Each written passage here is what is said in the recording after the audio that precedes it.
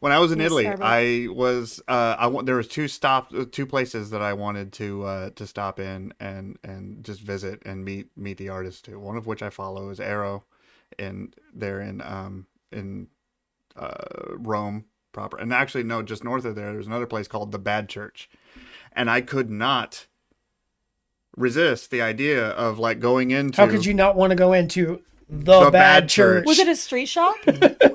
Kind of.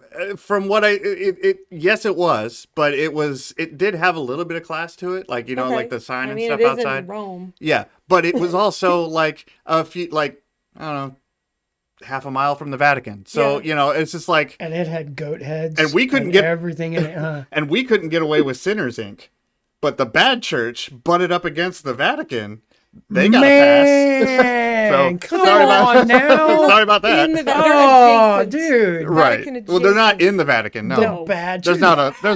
It's there's inside a lot of things the not, Vatican, yeah. right inside the walls. We got the Bad Church. But I mean, it's pretty the much. Pope's in there every day getting ink. That's why like he wears that big long walk. cloak and whatever, so you don't see all his tattoos. Yeah. He's got a full bodysuit. But I felt weird going in and being like, "Hi, I'm a dumbass American who doesn't speak very good Italian. Can I have a pagan goat head? Yeah, can I and it's like, and I have most of my real estate already pre-planned and everything. I just felt weird going in and just hanging out and meeting, and it's like, I don't know why, because I welcome that when people come to us and hang out and whatnot, Did they seem confused, or were they I didn't go. You didn't go? I panicked out. Oh No, you should have called us and we would have I would have talked to you. pep talked you. We would have peer pressured you into it. I mean, Chanel you tried. walk in, Chanel they've got the little flyer that tells you what everything's going on today.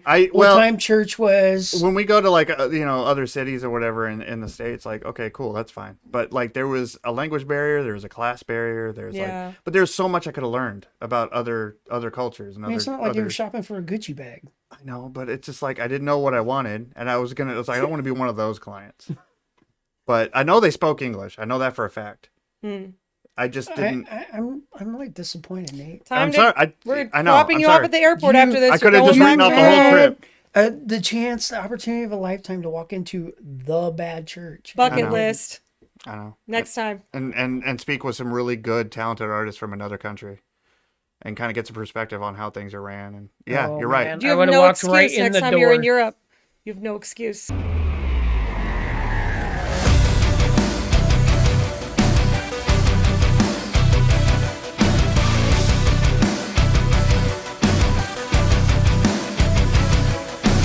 Welcome to the Artistry Unearthed podcast. We are Cryptic Tattoo and Social Gallery here in Springfield. David, Kelsey, I'm Nate. So we made it through episode 0. Welcome back. I didn't think it went too bad last time. It was all over the place. It was, but it's important though, because we actually dug up a bit of content that we wanted to actually talk about today. Actually, Kelsey, you brought up a few major points that I'd like to kind of explore a bit more, if you don't mind, because it is Christmas Eve, right? Yeah. Mm-hmm. Do you guys do anything special for like? Do you let the kids open presents like early? Do you get a little anxious? Be like, no, open shit. No, we don't. No. We did Christmas with my side of the family last night because I had 2 sisters get married this year, and so now we're working around more in-laws schedules and everything's a little messy, but that was fun. My wife and I do. We celebrate solstice. We just do a gift for solstice. I got a Bob Ross ornament because that's fitting. Is that the 23rd? Today's the 23rd. It's my dad's birthday. So it was the 21st. And and I got her a tarot deck. There's an artist that I follow. She's really talented. She does a lot of work with like Dark Horse Comics and whatnot. But so we've been learning tarot. She's been taking notes and everything. That's why you sent me that. That's what video. I explained. I explained it to you because we're studying it. That video was mind blowing. Like some of the stuff he was saying, like just shaking my head. Yeah. What's funny is that I may have been looking up your tarot just with him for about a month now, and every one of them's like, I should share these, but I don't want him to judge me. No, it kind of blew my mind. I was taken by all that. So she's been studying. how much truth there was to what he was saying, and it was it's fascinating. It's entertaining, But yeah, every now and then it's just like, huh. I mean, he made me subscribe to his I've been following YouTube him for channel, a few months, and I haven't I'm really like, okay, subscribed yet. click the But subscribe. yeah. Yeah. He's Paul. He's a pretty good dude. I mean, it's interesting. He kind of encompasses all faiths and religions. And He's pretty just general thorough about energy. it. So yeah. Are you going to say the name of this channel you're talking Yeah, about? well, sure. I mean, it's Dove and Serpent Tarot is where kind of inspired me to, because I saw something on Shanoa once, my wife, and I was just like, take a look at that. And she goes, interesting, and she's far more spiritual than I am, but I know it's Telling fun. you, we need to just have one whole podcast, and she just sit here and use. Oh yeah, absolutely. Use the Ouija board. Yeah. Yep. And then we'll have strange things jump off the wall. Because I don't know much about it, but it's fascinating. I like a good story. And something for my wife to obsess over a little bit. I like to see her happy and like involved in things instead of having to take care of us all the time. Right. So. So this week, this episode, I thought we could focus on something that we had dabbled on a little bit with the other episode. Something that the industry has changed a lot in a very short period of time. There's all kinds of new artists coming into the fold, all different kinds of new art styles and hybrids of art styles, for better and for worse, in a lot of ways. But like being a new year and knowing that tax season is coming and people are going to have a little bit of extra money in their pocket, like one thing that you touched on is that the industry is a lot more welcoming. I think we're more socially open to tattoos in general, like all walks of life. You see your nurses and doctors and lawyers and with sleeves. Unless you work at Buc-ee's. Unless you work at Buc-ee's. I'm sorry, I didn't mean to name drop. Didn't mean. I think we call it Boosies on the YouTube. Buc-ee's doesn't like us tattooed folks. Well, they don't even like if your hair is a different color. So Right. We actually went there last night just to walk around, and I won't grace that place. It is far out. No. It is like I'm sure it is. It's like the Bass Pro of Cracker Barrels with trucks. It's weird. For truckers. Yeah. So having a new culture that like is very welcoming to people, there, like you had mentioned last time, was that it welcomes a lot of people who never considered getting tattooed before. Mm-hmm. And with all the new art styles that just couldn't be done before, people are more like, okay, well maybe I'll dip my toe in it, and then it either is like, oh, I like it, cool, we're good, or slippery slope, I'm addicted now and I'm going to be there for. So with all that in mind, I thought, okay, a lot of people that are going to be coming in, this might be their first tattoo, or or COVID knocked out a lot of shops and a lot of artists, and they don't know where they are. Or they're working out of their garage or their kitchens now. So it's like, okay, well, if you were to shop around for a new shop, what are some red flags and green flags for new clients or people who are just kind of, wanting to test the waters about, getting a tattoo and the experience behind it? And what sort of things can they just keep an eye, like a heads up on what to look for. Right. And, and a lot of this is subjective. There's a wide range of shops, and there will always be. There will always be like just that hole in the wall, dirty, grungy, like old school biker, style shop. Street shops. And people are always going to be into that. That's always going to be their vibe. Other people, and then you've got basically they're like the Vatican of, like everything's marbled and clean, artists are probably wearing monk robes or something like that. And then you've got the places where there's plants everywhere and terrariums with lizards in them, and there's crystals hanging from the ceiling. So there's just every single flavor is out there for somebody. Where do we fit? Are we in the middle? But it's, it's understand that it's not, you want that vibe when you walk into a studio, but just because it gives you that vibe doesn't mean that the artistry is going to be your vibe. Right. And I think you can walk into a place and be like all about unicorns and have unicorns everywhere and be like, whoa, my God. And then and the artwork is just, that's not what I'm looking for. So it's like, you want that vibe from the studio, but you ultimately have to look for that artistry that you're into, something, that art style that you're wanting to get tattooed on you. I think that's an advantage we have now that wasn't so much a thing when we were researching our first tattoo shop for my husband's first tattoo back, in 2008 or whatever. It's the the amount of information we have access to in terms of people's personal portfolios on Instagram and Facebook. And of course, you can go on Google and you can see an idea of like, here's a picture of what the inside of the shop looks like. But if I was to be in a new city where I didn't know anyone and I was wanting work done, I would absolutely go and research and look at their portfolio and make sure not just that they are a quality artist laying down, you know, good lines and solid color fills and that sort of thing, but that they're doing the specific style I want and that it's good. Because there are artists that are amazing at, you know, realism, but they can't do justice to another style, or they're amazing at American traditional, but the other styles, that's something they're passionate about and it's not what they love doing. Or somebody that's really great at surrealist pieces, but they're not going to give you, you know, a neo-trad piece, and that's totally fine. So it's not just, you know, is this person quote unquote good or not good? That's not really a thing. It's like, in this specific style, is this person experienced, and are they doing something that I'm interested in having on me forever? And you know, a lot of how many tattoos would you say? So like top of the list, first priority, find an artist that you relate to, at least like review wise or art style wise, like that. So it comes down to the artist regardless of where it is. Is that fair? Well, I mean, you can look up. I mean, the shop matters with like cleanliness. Like for instance, for me, I mean, when I got my first piece, it wasn't pop into the shop, let's check this out. You know, I was here in Missouri. My now ex-wife was down in Biloxi, Mississippi, and she got a tattoo done. And when I moved down there, I walked into the shop and it was, you know, top to bottom, wall to wall flash. And it was, wow, this is what I'm going to do. I'm going to get tattooed.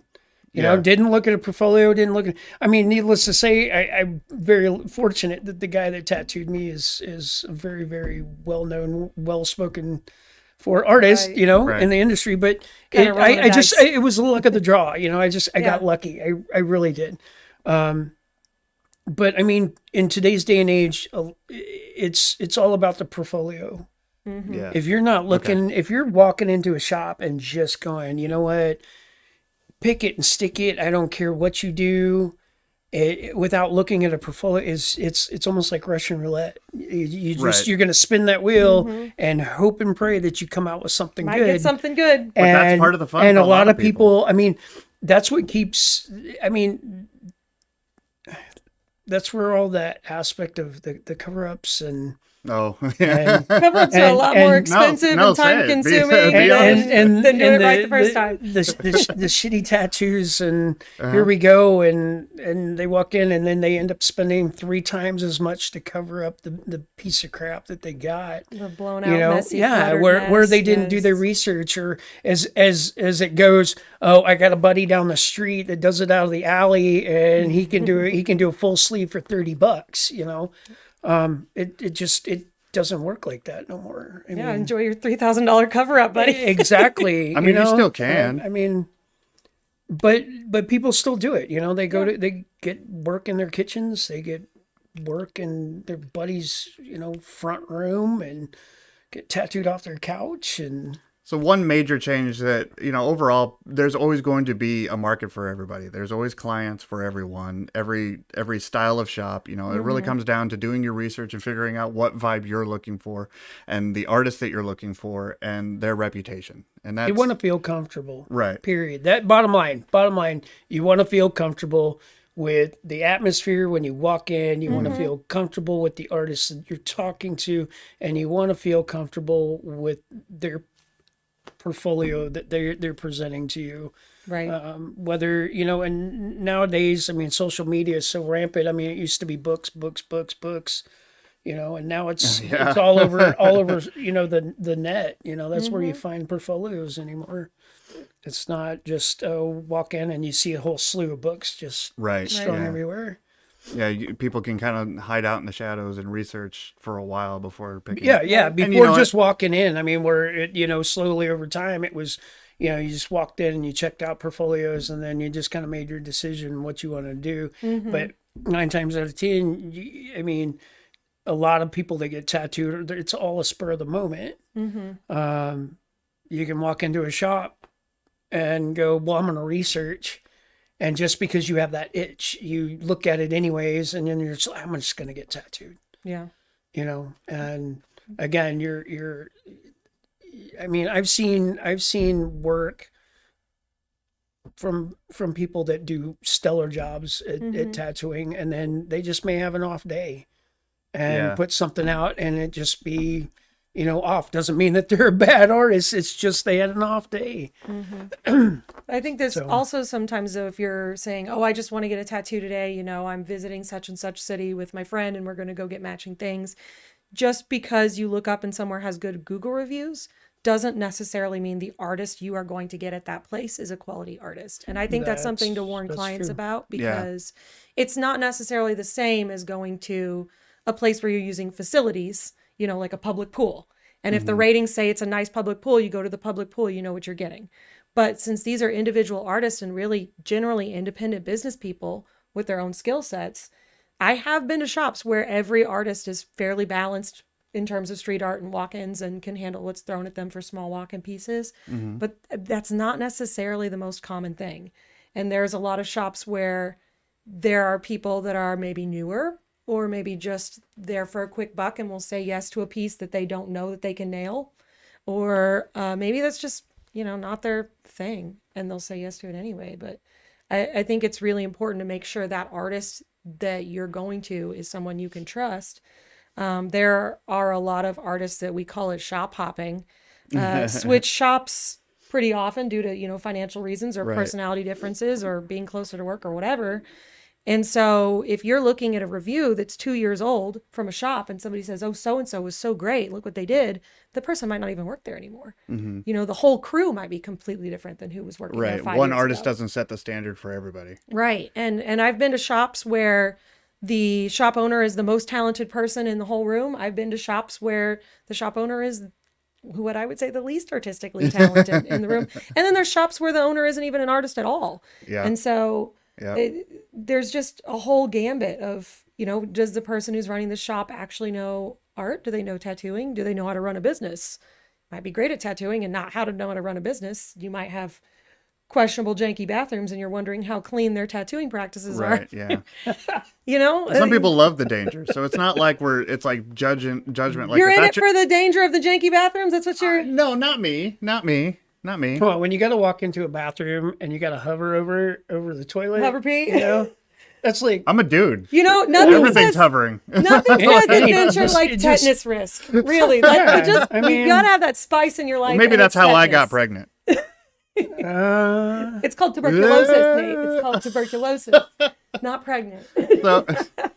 So one thing that we noticed is that, you know, there's a lot of people that we would see at our previous spot. And I mean, at the time there was no complaints. Everything was cool. Everybody was just like, you know, and when we set up Cryptic, we had a very specific kind of goal in mind. And I think we've explored it and we're more curious. We've gone in different directions and tried different things, but overall the same vibe and feel that we've wanted for the place we've had from the very beginning. The whole, like, I don't know, almost Victorian goth kind of thing going on. And it's fun and it's a little spoopy, a little nerdy, but it's cool. But the one thing that a lot of when clients follow us here, there's just a little bit of everybody. It does. It feels cozy.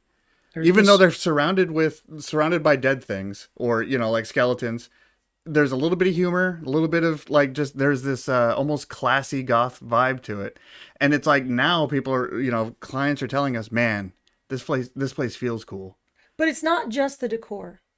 It's also the fact that you come in and it smells clean and it looks clean and it's the people. Because nobody walks through that door. The people make the studio. And doesn't feel welcome. I mean, it could look, you know, it could be a diamond, you know, but if the people are crap, then, you know, that's not going to make the studio look good. I mean, the studio is always going to look good, but the service that you get, you know, is ultimately what it boils down to. I would have no concerns at this shop if a client of mine who had never gotten a tattoo before, and I joke, but for real, my highest percentage of like represented employment wise is preschool teachers. If one of my preschool teachers comes in here for her first tattoo and I'm not here, I have no qualms that she's going to be welcomed at the door. No one's going to make her feel uncomfortable or out of place or awkward. And no one is going to judge, like, if somebody comes through the door and they have that kitchen piece and that piece that says, oh yeah, I was definitely 17 once. And, you know, those pieces of art, nobody's going to straight up just look at them and be like, oh yeah, that's crap. We can do better. Yeah. You know, nobody's going to insult them and make them feel small and then them say, oh, but that piece was really special to me. Like that was a memorial piece. Or that was, you know, I don't have to worry about that here.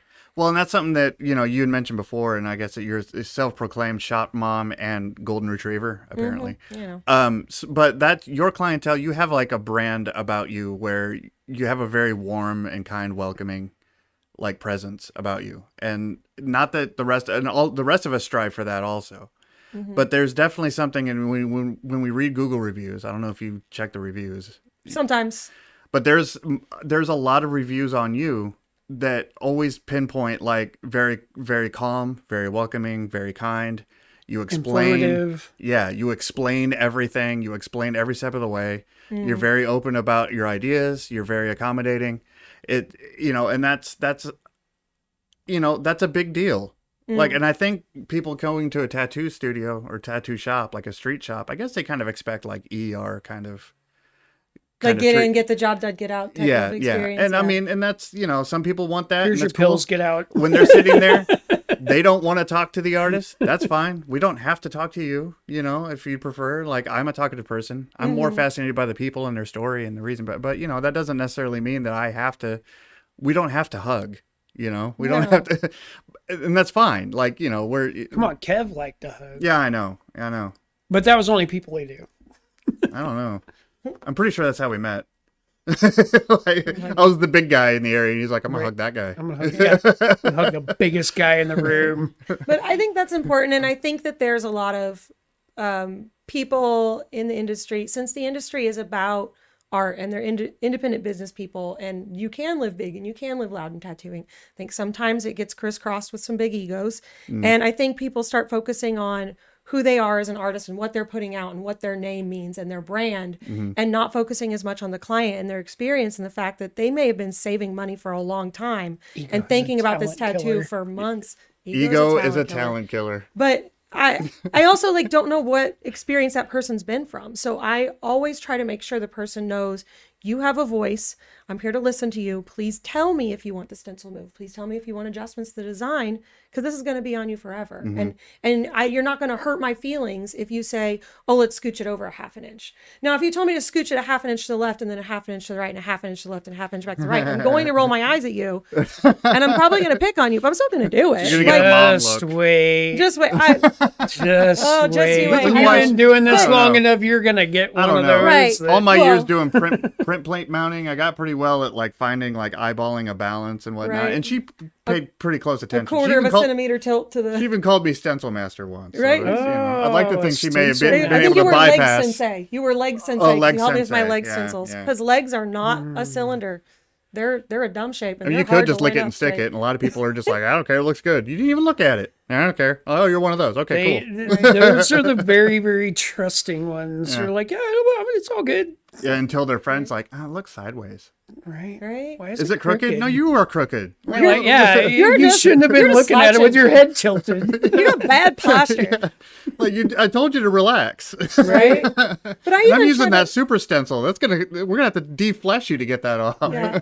I even try to remind myself, like, if I'm working on, say, like a hip piece or something, or a thigh piece, and I need to put my elbow on the person's body to, like, stabilize my arm and my positioning, I try to ask them first. Even Right. though 99.9% of the time, nobody's going to care. Right. I don't know what experiences they've been through. So I say, like, hey, do you care if I balance my arm on your body? Stuff like that. Yeah. That way they know I'm coming. And I think that stuff like that, it's just such a different vibe than what somebody may have gotten, 25 Right. years ago 'Cause you in a never street know. shop in a big city. And I do think it's positive and encouraging and opening things up more that there are more shops that have at least one female artist in them. And it makes women feel Right. more comfortable being like, okay, well, if she's safe being here, then maybe I'm safe being here as well.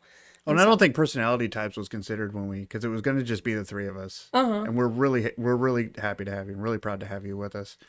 But, Mandy being, a woman, we know that that's comforting for a lot of people, just by default. It's not. It was to me when I started. Oh yeah, shop. Yeah. To know that. But we also know that she's like, we have two like strong female presences that are of different, really different personalities. Right.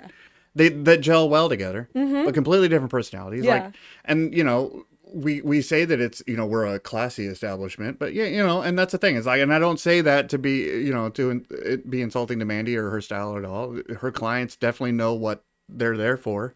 But yeah, you walk by her spot and you see, you know, a giant dick on the wall, just suction cupped, or you know, but that's her thing. That's been her brand since, you know, like everybody expects to see cute little dicks everywhere, you know, around her workspace. And it's like, and there's a lot of clients that feel welcomed by that. They feel like because, you know, just it breaks like the ice. Everybody thinks it's hilarious. It is because you do have some clients. Definitely a converson piece. It is a conversation. Because like, yeah. So tell me about that. Right. We should have put a little Santa hat on her, little mustache. I mean, and it's not that we're not like, you know, we're not like, you know, aware of it or anything, but it's at the same time, it's like we are a tattoo studio. Like we are, like, at least me, you know, but we're it's lighthearted. We're lowbrow and immature, you know, but it's at the same time, like, you know, there's a lot of times where, you know, there's you wonder, still a lot of professionalism. It's immature, but it is still professional and it's still safe. Right. You know, there's a difference between a shop where you're going to go in and people are going to make like ornery, raunchy jokes versus a shop where people are going to go in and you're going to hear something that's legitimately insulting, you know, to your sexual identity or your race or something like that. And you're going to feel hurt by it. Or you know that you're going to come in and people are going to joke and be silly, but they're not going to be completely stoned or drunk while they're tattooing. And so there's a difference in... Yeah, there's a large line that we can control. And, I mean, and, you know, for the most part, if, you know, a lot of a shop's energy, it comes down to, like, just the conversations going on. Like one thing about our space is that you and I share a space. Mandy has her own space for now, which she'll be sharing with somebody. And then David has his own space. But we're all within earshot of each other. And it's like a lot of the vibe that you get in a certain space is based on the environment around you. So you'll have somebody who's a little like, you don't really know if like what their humor style is, what they're into. And what's cool and what's not cool. We have a good idea that we try to stay away from just in general. But like if somebody tells a dick joke over here and you see her snicker or smiling, and like, oh, you think that's funny? All right, so okay, so like we're warming up a little bit. We're getting, you know, okay, but that's not, you know, something that you have to accustom yourself to. It's not right. Yeah, and I think we all do a pretty good job of keeping an eye on our clients and adjusting and being like, oh, this is making this person comfortable or uncomfortable. Right. And we don't have to worry about apologizing to our clients. No. Like, I don't know how you made it from the front door to my station without being pissed off or or insulted, but good on you. You took on a pack of hyenas to get in my chair, and I thank you. Good luck getting out. Right. Like, I definitely used to issue like disclaimers to people. It was in my, because I always send out a thing before people's appointments and say, hey, reminder, you know, your appointment's this date, this time. We're planning on doing blah, blah, blah on your left forearm. Prepare to run the gauntlet. Right. Yeah. Like, okay, make sure you bring your ID, make sure you have a snack, bring some water, all those things. Yeah. Yeah. And then I'd have a disclaimer of, okay, just so you know, you might encounter XYZ when you come through the shop. Just keep on looking coming. forward. Keep Look coming. forward and keep walking. Keep your feet moving. Don't feed the animals. I don't have to do that anymore. I mean, when you first walk in the door, you're greeted by, you know, our newly named mascot, Osseous, Osseous or Osseous. I have no. I say Ossie as a nickname, but Osseous the ink, the crypt inker. Osseous the crypt inker. Our plastic use skeleton. take 4. Yeah. Who wants a high five? He's smiling and he wants a high five. So that's a good greet. He's a dead guy, but you know, that's he's fine. a little bony, but that's fine. You know. So there's always show him some love. The overall vibe when you walk in, trust your gut. Is that fair? Like just your first impression. It may not be for you. First impression is the shop. Yeah. Second impression should be the artist that talks to you, that greets you. Right. And then looking at portfolios, you know, it all comes down to vibe. That vibe you get when you walk in and just be like, oh yeah, this is kind of where I'd want to be. Mm-hmm. And again, remember, if you walk in and that vibe feels great, that doesn't necessarily mean that the vibe you're going to get from the artist is going to be the vibe you're looking for. Right. They might be friends and be garbage in art. Or, I mean, you might come in and one person's just having a crap day. Right. You know, traffic happens, Walmart customer service happens. You might come in and somebody's having a bad day, but the vibe of the shop is still, is still you, and that should just let you know that, talk to the artists, talk to everybody, hang out for a minute. For me, it was like, when I walked in to get my first piece, I walked in there and hung out. It was just like, I mean, granted, that was like literally my first time in a studio, and I was like, okay, this is what it's supposed to be. Yeah. And I went literally because I didn't have really anything else to do, because my ex was in the military, and during the day I'd go and I'd hang out at the tattoo shop, because I became friends with my artist. It was like, oh cool, so I'd go and hang out, and it got to the point where we'd go over to his house, barbecue, watch pay-per-view wrestling events, things like that. And that was the cool thing about it, was that I got to know him on a personal basis and a good level, to where it was like, wow, and I've been friends with him for 35 years. Right. And it's like, I cherish that, that friendship, and I'm still glad that I have that friendship. But to be able to walk in and just, hang out and be like, okay, cool, man. I can go there and hang out and feel comfortable and not have to worry about being pressured into anything. It's just, I'm coming there to shoot shit, and have a good time. And if I get tattooed, great. If I don't, cool. There is no sweat off their butt. They're not going to freak out. But I mean, nowadays, for here, it's welcomed here. If you want to come and hang out, come and hang out. I think that's a good point. Nobody's going to kick you out. Right. I think if you're getting your first tattoo, you might not realize that consultations are an option, that's a thing. You don't have to walk in with the expectation, I'm here, we have to make all these permanent decisions right now. I'm going to get tattooed 30 minutes from now. Let's do this. You might want to do that, and that's great. And you want to grab a flash off the wall and do it. Let's talk about it. But otherwise, you're always welcome to come by, meet the artist, see what the shop looks like, ask questions.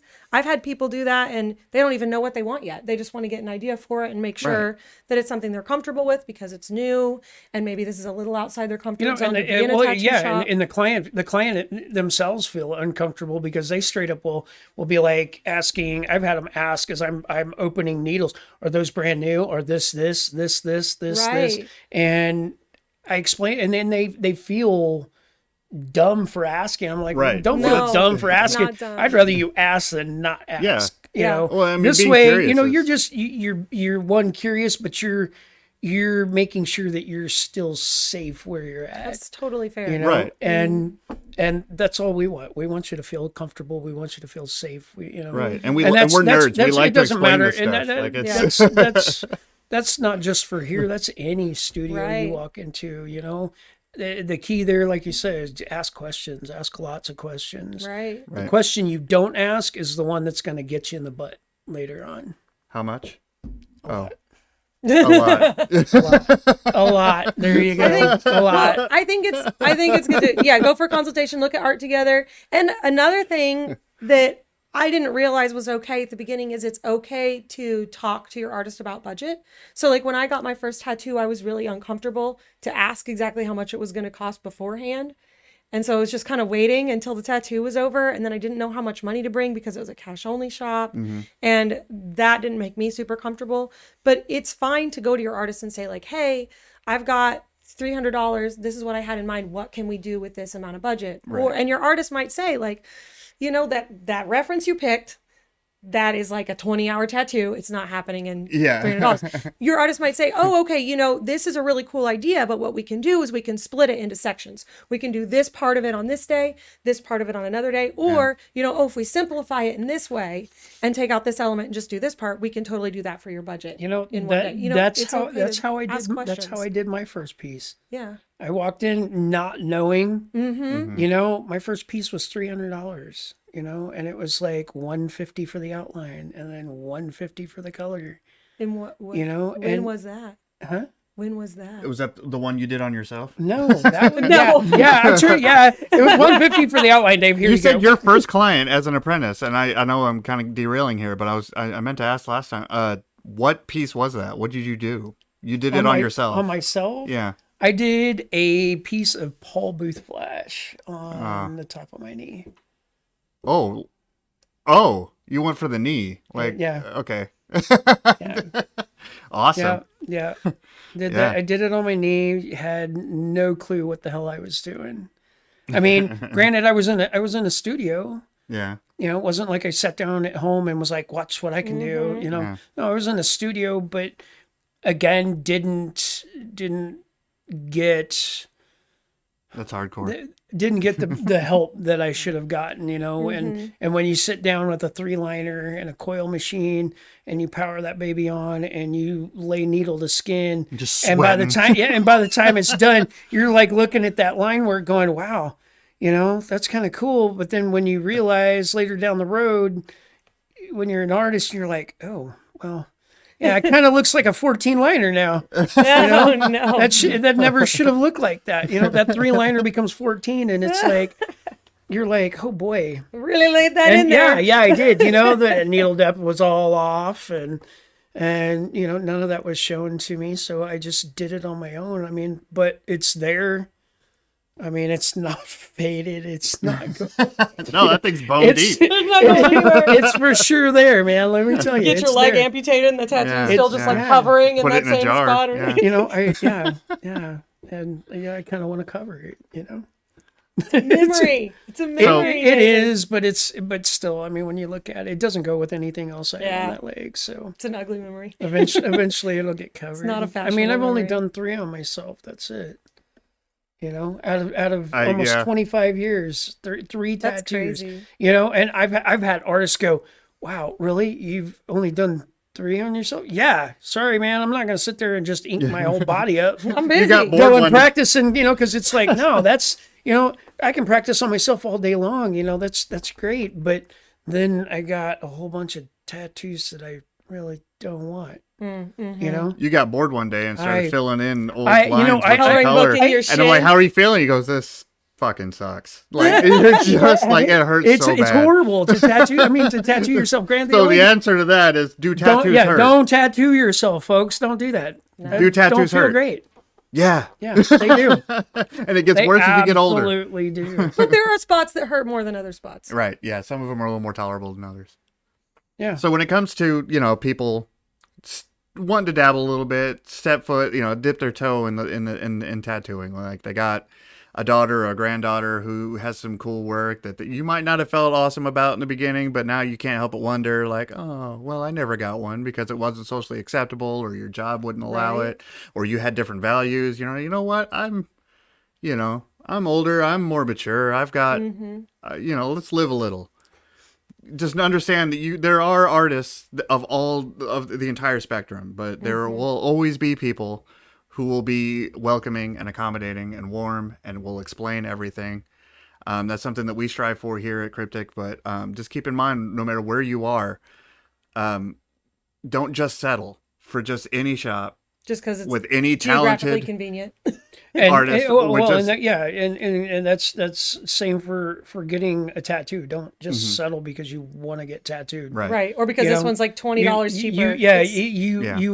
If it's something that you want, I would rather see you wait and then go after it, or figure out a way that we could, you know, accommodate that aspect of let's do what you're wanting, instead of just going, well, I'll get this little piece for now.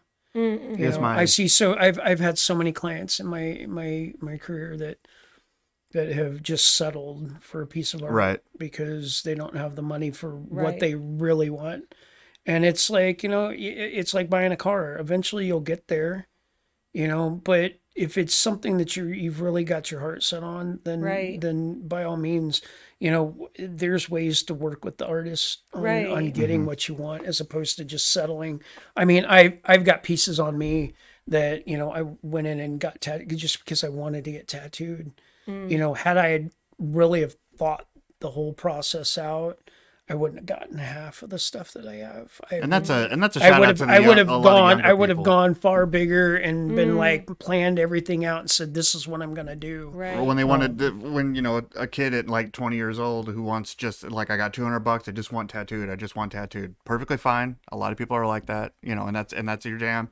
There are some people who have just like what we call sticker tattoos, you know, they're just like, they're just little, just random pieces just over, and then one day they're just like, yeah, I guess we'll just connect it all together with background or something, you know. That's totally cool. But then there's a lot of people that are like, yeah, I kind of wish I planned this out a little more, or at least found like a cohesive theme. Yeah, you're right. You're sticker sleeve right. can be awesome, but yeah, I tend to advise people when they come in for like a little flash sale piece, don't put that teeny tiny piece the size of a $50 right in the middle of your forearm, of right like in the middle of your thigh, main panel. Yeah, because if you down the road, if you're not a broke 19-year-old and you want to get a big piece, your artist's either going to have to cover that up or work around it or find a different spot. Right. You know, put it at a terminal spot, put it at the end of a limb, put it like on an ankle or a wrist, or, you know, closer to your elbow. Like the dreaded armband. Yeah. Where it's not taking up a giant canvas. Right here. That way you don't end up with like this entire Viking battle scene because you're a history major. With a barbed wire band. And then like a barbed wire band and then maybe like a little Fortnite emoji right in the middle of your arm. Yeah.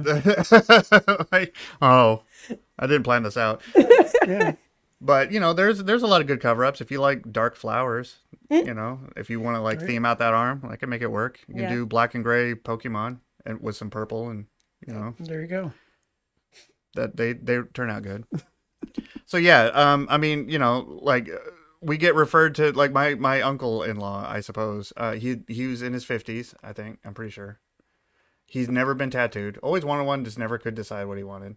But then there's a theme throughout my wife and her aunt and even me. We have an anchor accord from when we were traveling together, and he decided that he wanted to join the anchor accord, but he wanted to incorporate his mom because she liked sailing because they were from Florida. So he got his first tattoo in later on in life, and I was happy to do it. It turned out really nice, and he fell in love with it, and I think we created a monster. So, like, you're never too old to be like, no, I'm just done with it. Because, yeah, I mean, your skin changes, older skin, you know, and there's a lot of artists that are just like, oh, man, you know, that's a heavy risk. And the pain, you do process pain when you're older than when you're younger. But that shouldn't scare you away from trying it. If you dig it, awesome. But he loved it. He's like, this isn't at all what I thought it was going to be. And you won't know until you experience it. And you know, you want to work with an artist who is well aware that some skin is more fragile than others, and the condition of what they're working with, and they're willing to put less than more just for the sake of testing, you know. And that's something that I think you've experienced quite a bit. You had some grandmas and stuff inspired by their kids. I love tattooing grandmas. Bring me all the grandmas. Yeah. It's so fun to see. And it was the same reason I loved working with international students when I did open for all you 70-year-old people. Bring me your mimas. Kelsey got you. I got you. Accepting all mimas. We will have snacks and tea. It will be great. Yeah. But there's the same reason I loved working with international students is you get to see this like sense of discovery and excitement. Like if you see someone seeing snow for the first time, it's exciting whether you're a 2-year-old that lives in Missouri or whether you're a 45-year-old, you know, professional business person from a country close to the equator that's just never seen snow before. You lose your mind. And it is like the most fun thing to watch. And so then when you have somebody that's getting a tattoo and finally has this artistic self-expression avenue open to them that was never there before, and they can feel good about it and feel excited and go show it to their coworkers, and their coworkers will be excited for them, as opposed to just being like shamed by their grandmother and saying, oh, I can't believe you know, they can go show it to the people they work with and they'll be like, oh my gosh, that's so cute. And first time tattoo people, a lot of times they put a lot more thought into their first one, and they'll say, oh, it's got to be super meaningful and it's going to represent my grandkids or it's going to represent my spouse or whatever.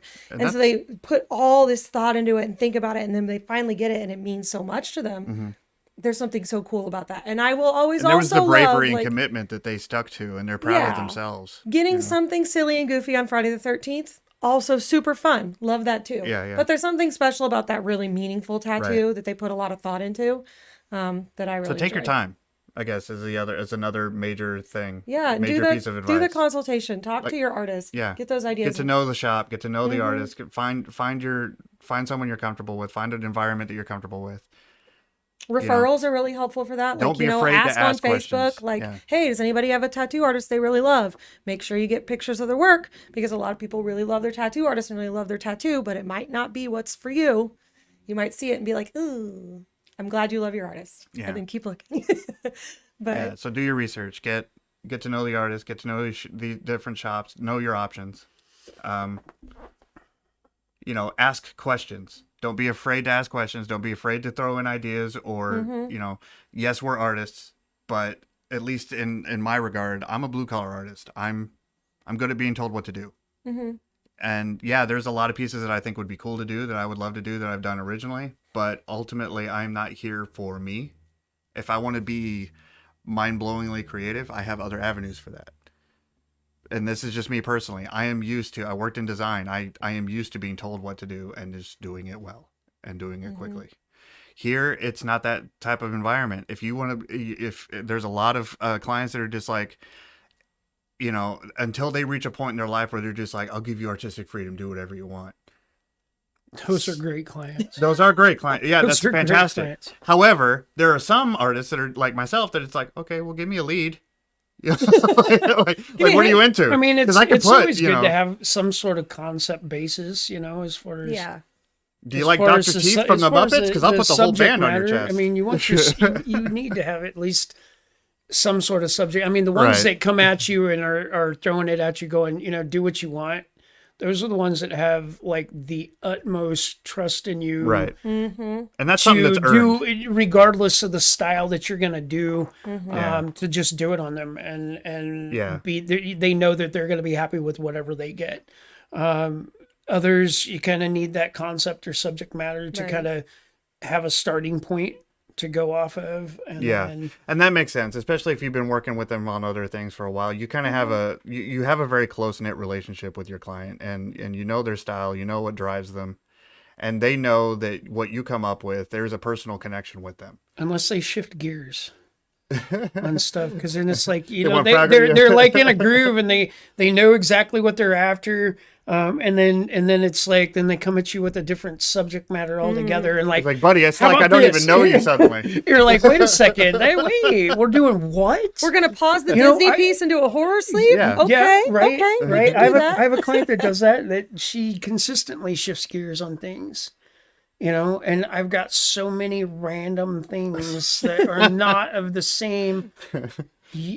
Of the same type of style. Like you wouldn't guess they'd be all the same person. It's everything that I've done on her is different. But I bet each one represents a different part of her personality or her journey through life. And you're absolutely right. It does. I mean, and you've probably grown from that too. It's total self-expression for her and her journey throughout her, things that she's done. But they are just so random. That's awesome. Can we tie it all together? I don't know, biker flames? But she doesn't. That's crazy. It's hard to piece it all together, though, because it's like they're all larger pieces. She just finds, like the last time she was in here, she just picked a bunch of little things just to fill holes. And it's just like, wow, okay, that's what you want? Okay. It's really stretching your creative muscles. You put it in there, and you like, there you go. Oh, I think I got room right here for this. And I'm like, all right.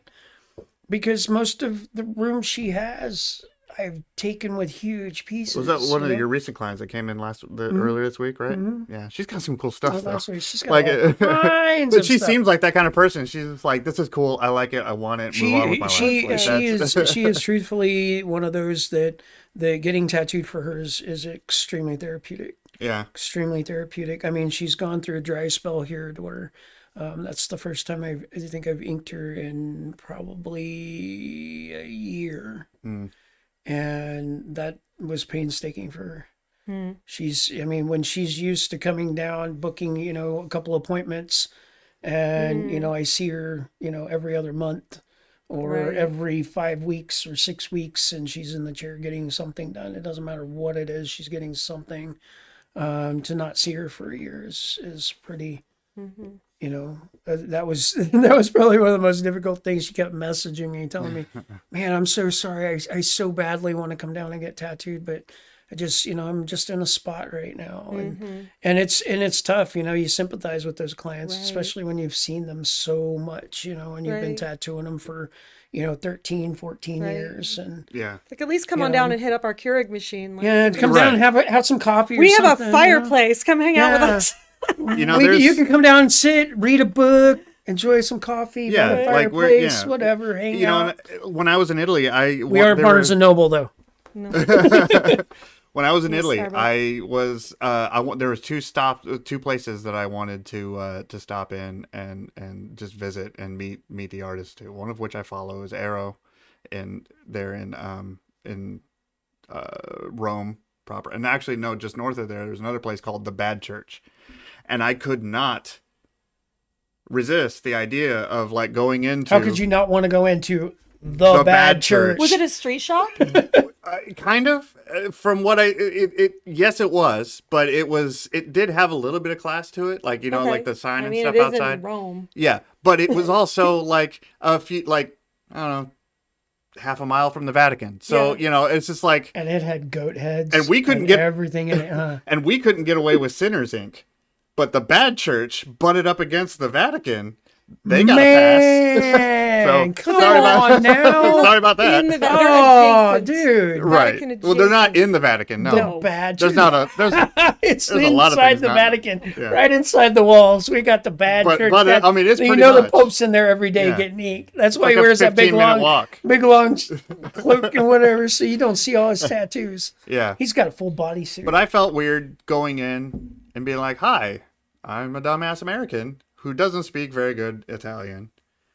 Can I have a pagan goat head? Yeah, can I and it's like, and I have most of my real estate already pre-planned and everything. I just felt weird going in and just hanging out and meeting, and it's like, I don't know why, because I welcome that when people come to us and hang out and whatnot. Did they seem confused, or were they I didn't go. You didn't go? I panicked out. Oh no! You should have called us and we would have I would have talked to you. We would have peer pressured you into it. I mean, you walk in, they've got the little flyer that tells you what everything's going on today. What time church was. When we go to like other cities or whatever in the States, like, okay, cool, that's fine. But like there was a language barrier, there was a class barrier, but there's so much I could have learned about other cultures and it's not like you were shopping for a Gucci bag. I know, but it's just like I didn't know what I wanted, and I was like, I don't want to be one of those clients. But I know they spoke English. I know that for a fact. I just didn't. I'm like disappointed, Nate. I'm sorry. We're I know. dropping you off at the airport after this. I could have just written off the whole trip. The opportunity of a lifetime to walk into the Bad Church. Bucket list. I know. Next time. And speak with some really good, talented artists from another country, and kind of get some perspective on how things are ran. And you're right. You have no excuse next time you're in Europe.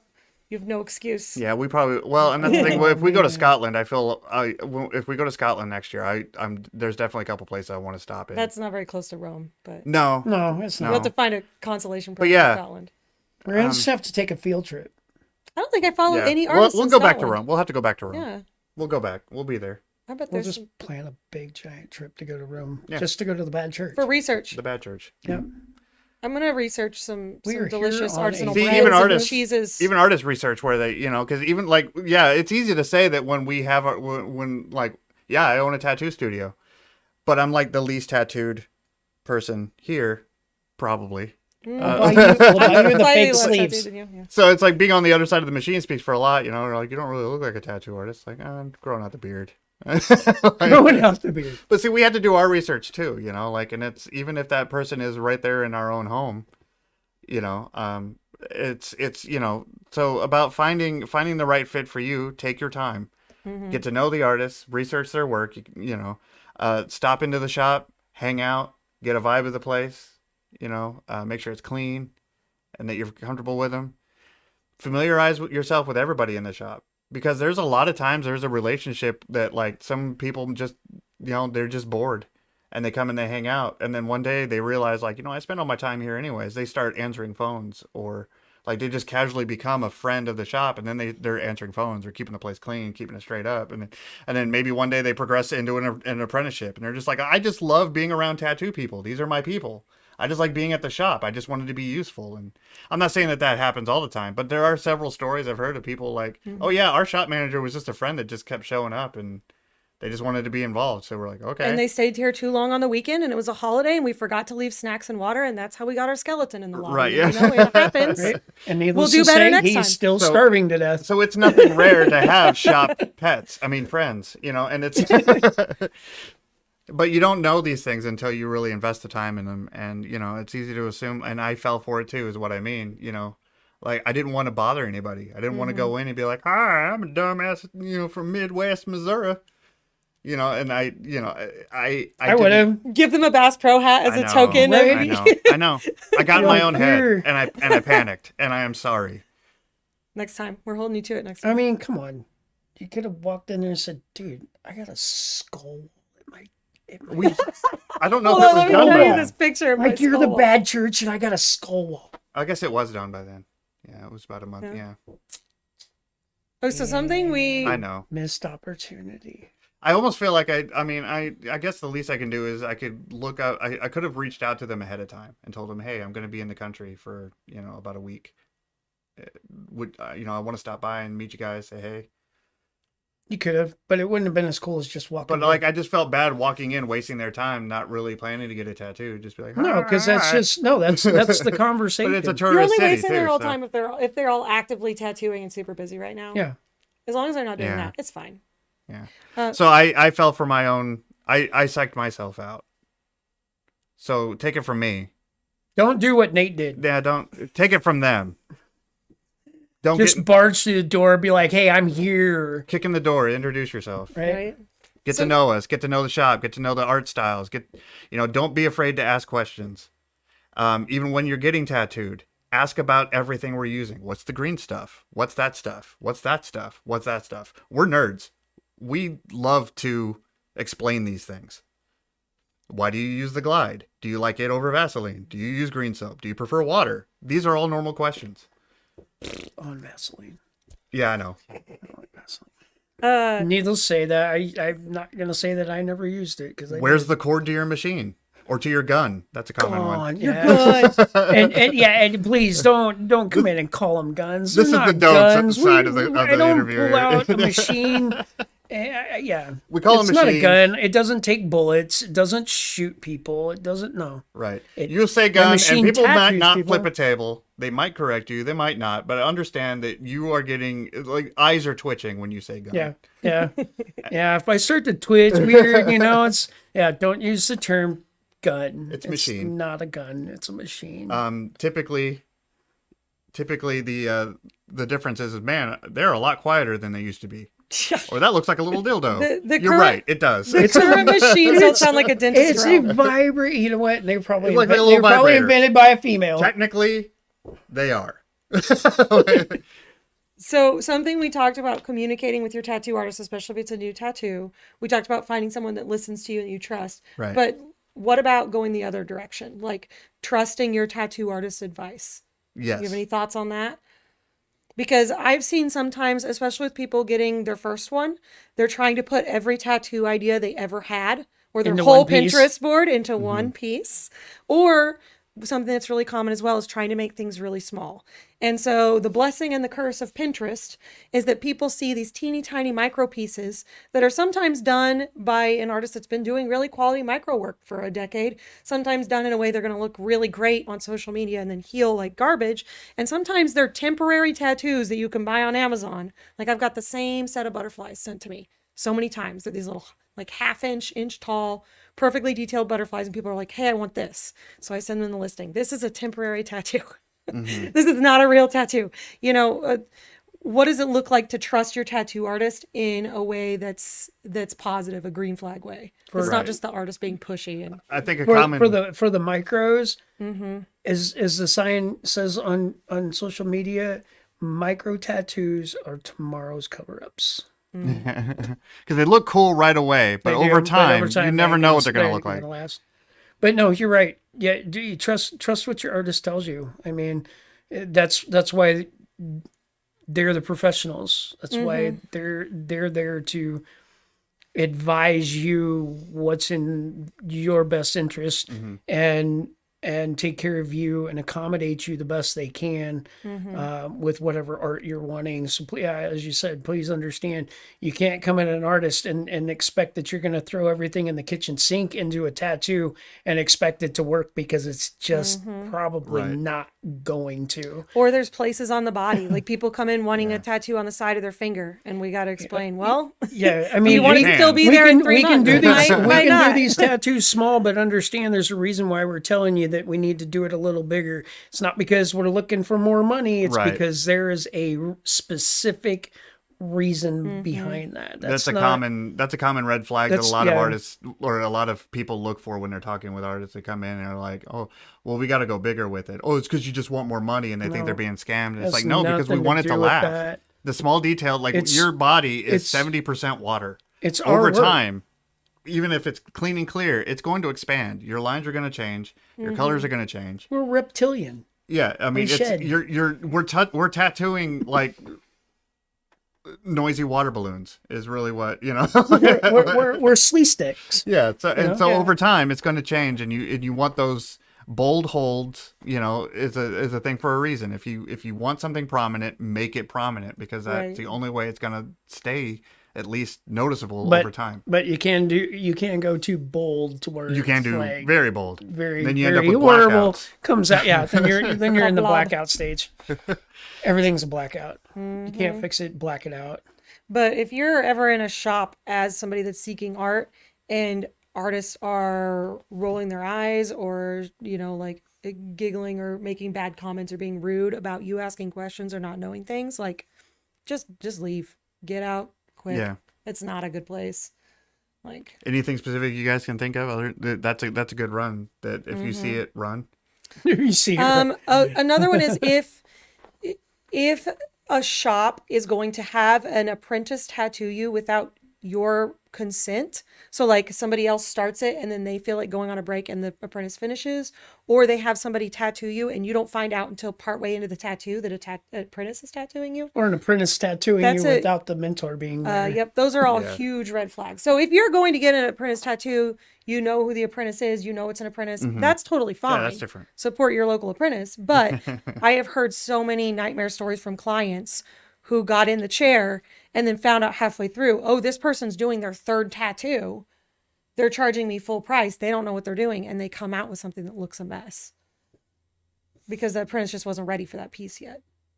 If you've got another kind of red flag is that if you're going in for like a couple's tattoo, or you're coming in, it was a couple tattoo that I'm pulling the example from, but let's say you go in, anybody that tries to like butt in to your discussion with another artist in the shop and trying to win you over to them, like right in front of the other artist, like a sort of competing, like bad car salesman. If it feels like you're on a bad used car lot, it's not a good shop. Or when you're talking to one artist, or they bring you in and then suddenly like the owner comes in and is like borderline flirting with you. Trying to get, and undercutting their own people, or undercutting another artist right there next to them. Yeah, you should never undercut your that's a bad vibe. Crew. And I mean, ultimately do what you got to do to get what you want, if that's fine. But that's just something to keep an eye out for. And that's more on like the shop. It's different if it's you're talking to the client and you understand that that's something that you don't feel comfortable doing. Right, and they invite somebody else in. Yeah, and then you pass it off to somebody who you think is qualified, but to just inject yourself to that conversation and go, oh yeah, I do this. Well, first off, I didn't really kind of ask your opinion, and secondly, neither did the client. If you agreed to work with a certain artist and consult with a certain artist, and then suddenly that's what you should do. Another artist or the owner of the place, like, no, you're not talking to them. You're coming with me. Mm-hmm. And I've worked for a couple of those, and it sucks. It's scary, especially for.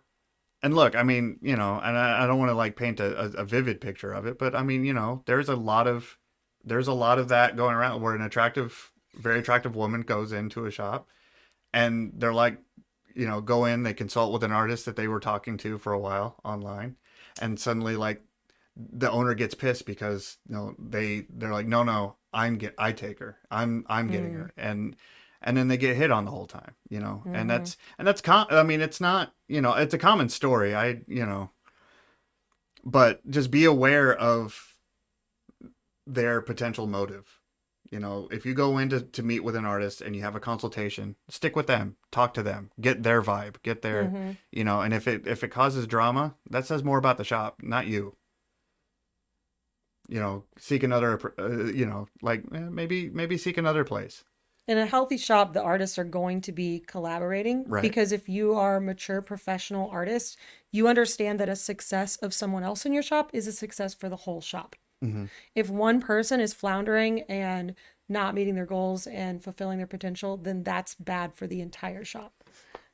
So if the artists are insulting each other or not being supportive, like it's such a green flag to me if artists are asking each other for advice or talking to each other about, you know, like, oh, what needle weight would you use for this? You know, what do you think of this stencil placement? That's such a positive thing that you see these people collaborating and you know that they're all going to become better professionals because they're working together and bouncing ideas off of each other and growing from each other. So yeah, and we could really go into the more specifics about the shops, and we can honestly wrap that up into the do we want to do a one on like how like red green flags for seeking out an apprenticeship? I think that's relevant too. Yeah, for sure.